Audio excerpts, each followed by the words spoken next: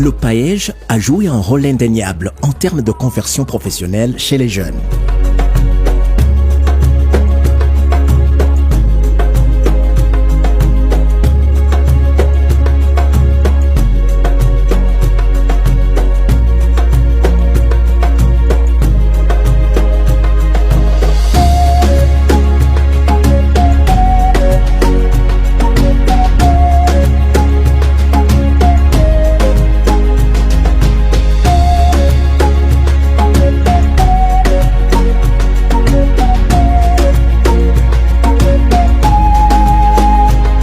L'autonomisation de la femme burundaise est un processus crucial pour le développement du pays, impliquant l'accès des femmes à l'éducation, aux ressources.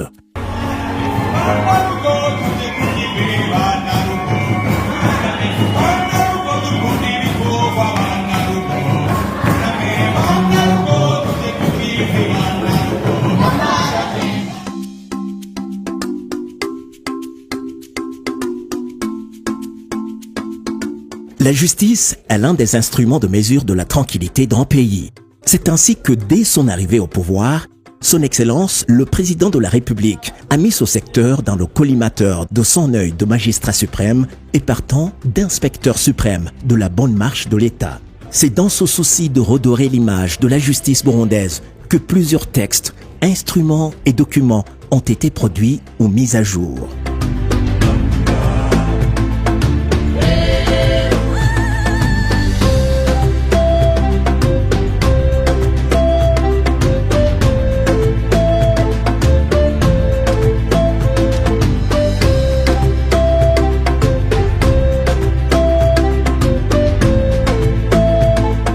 Dans le domaine de la bonne gouvernance, plusieurs instruments ont été mis en place ou révisés.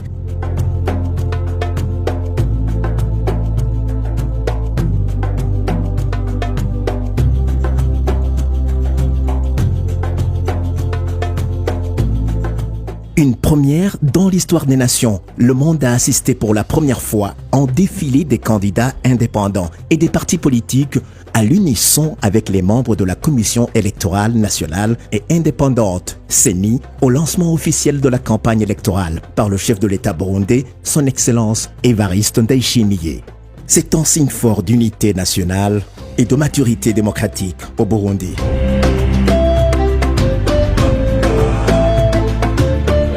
La démocratie au Burundi n'est plus à démontrer, en témoignent les élections législatives et communales qui ont été pacifiques, transparentes et inclusives. En élisant les représentants, ça montre très bien que la démocratie s'est enracinée dans notre pays. Donc aujourd'hui, c'est un symbole. Sinon, la démocratie, nous la vivons. Aujourd'hui, c'est un symbole seulement. Et je remercie les Burundais qui ont participé massivement dans cette activité patriotique.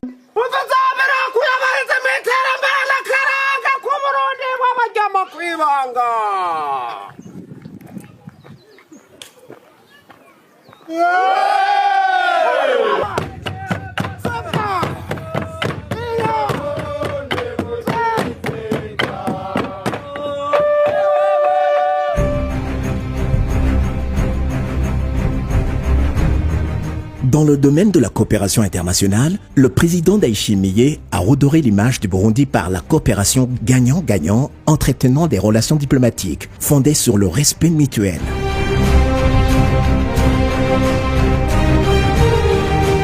Les relations diplomatiques du Burundi sont actives tant sur le plan international qu'avec ses voisins. Durant ces 5 années, le Burundi a joué un rôle actif dans la communauté internationale, notamment à travers son engagement dans les Nations Unies et sa participation à des organisations régionales. Il a sensibilisé la diaspora burundaise afin qu'elle puisse participer au rayonnement du Burundi et ainsi contribuer à la réalisation des projets de développement économique. Lors de la 38e session ordinaire de la conférence de l'Union africaine, le président Ndayishimiye a été élu premier vice-président de l'Union africaine, tandis que l'ancien président Ndayizeye Domitien a été réélu au panel des sages de l'Union africaine pour un mandat de 3 ans à compter de février 2025.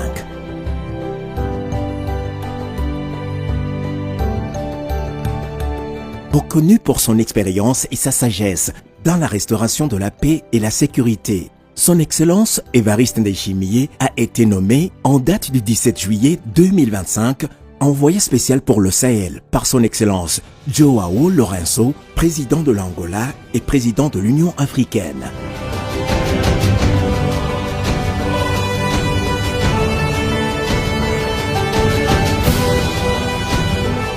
Le Burundi s'est distingué sur la scène internationale en abritant plusieurs conférences internationales.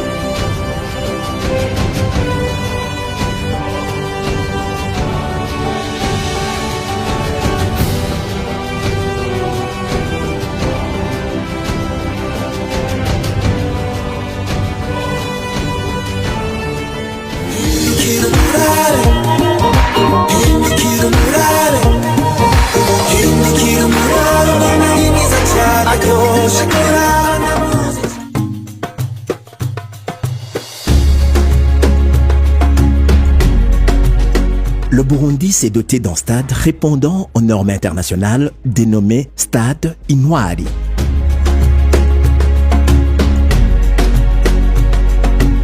Rentrée au trésor public de 40 milliards 665 millions 3419 francs burundais en provenance des malversations et autres enrichissements illicites.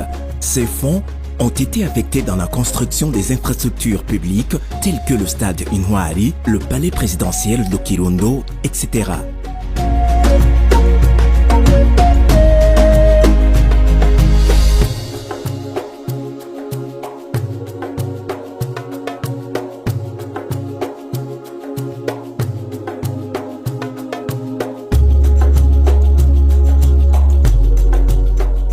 Dans le domaine de la santé, le président Ndayishimiye a engagé le pays dans la construction des hôpitaux communaux. Plusieurs hôpitaux privés ont vu le jour durant les 5 années. La mise en œuvre des mesures de gratuité des soins de santé pour les mamans qui accouchent et pour les enfants de moins de 5 ans a continué. La première dame du Burundi, son Excellence Angeline Ndayishimiye, après avoir vu le problème réel de l'infertilité au Burundi, qui constitue une source de stigmatisation au sein des familles et des communautés, en particulier envers les femmes, elle a créé le centre de fertilité in vitro FIV de la polyclinique Umugiraneza, le premier du genre au Burundi, situé à Kibimba et qui représente une avancée majeure dans le domaine de la santé reproductive au Burundi.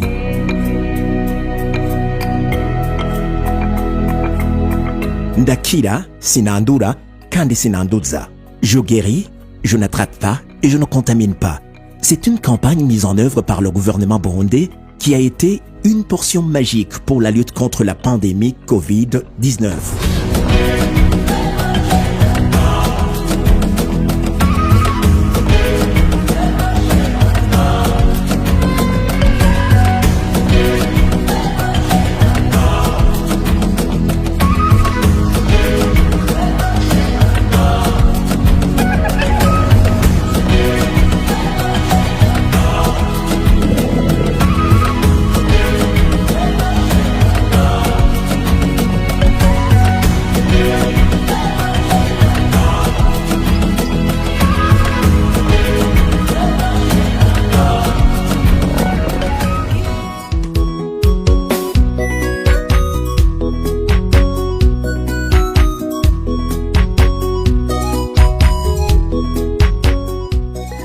pays sans culture est comme un arbre sans racines, dit-on.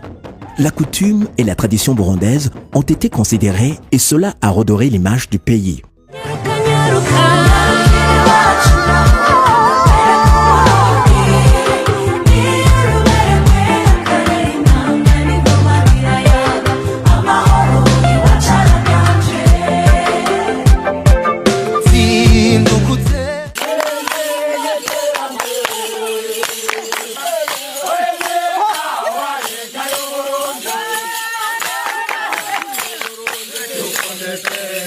Plusieurs compétitions sportives et socioculturelles ont eu lieu au Burundi et ailleurs, redorant la beauté du Burundi, pays de lait et de miel.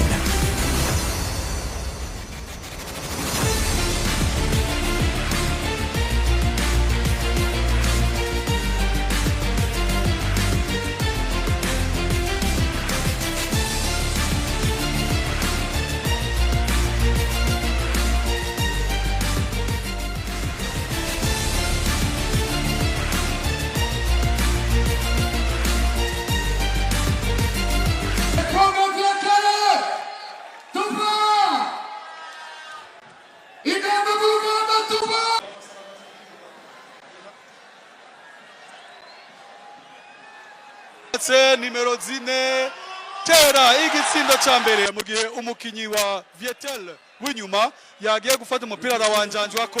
Derrière un grand homme, il y a une femme, dit-on.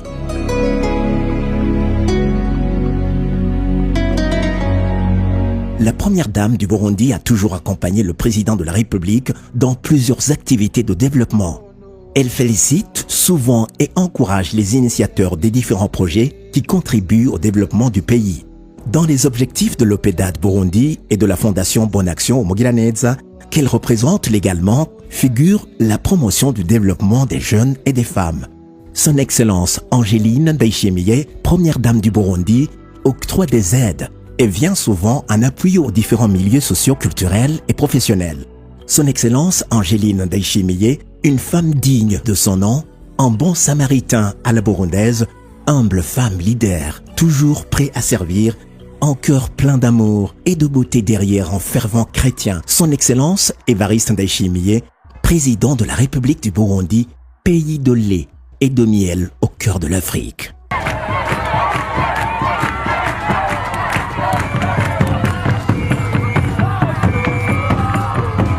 Durant les 5 ans du pouvoir de son Excellence Évariste Ndayishimiye, le Burundi s'est métamorphosé positivement grâce aux efforts des uns et malgré les coups bas des autres.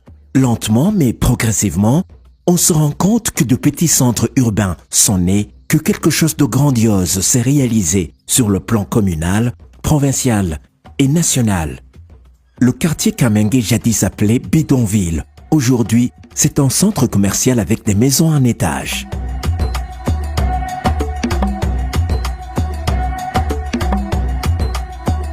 Des jeunes l'ont entendu et compris et se sont mis à bosser, à créer. Ensemble avec tout son monde, une nouvelle vision du Burundi, pays émergent en 2040 et développé en 2060, a été définie et le Burundi a pris un nouveau départ pour un nouveau cap. Son Excellence Évariste Ndayishimiye a pu fédérer les forces vives de la nation autour du programme laborieux. Une nouvelle dynamique de développement s'est enclenchée. Le peuple s'est mis à cultiver et à élever et la moisson ne s'est pas fait attendre. Des industries et des unités de transformation poussent comme des champignons à travers le pays. Quand les Burundais auront la maîtrise de la technologie et quand ils s'approprieront la vision 2040-2060, le monde n'en croira pas ses yeux. Bientôt, les Burundais atteignent la vitesse de croisière et personne ne les arrêtera.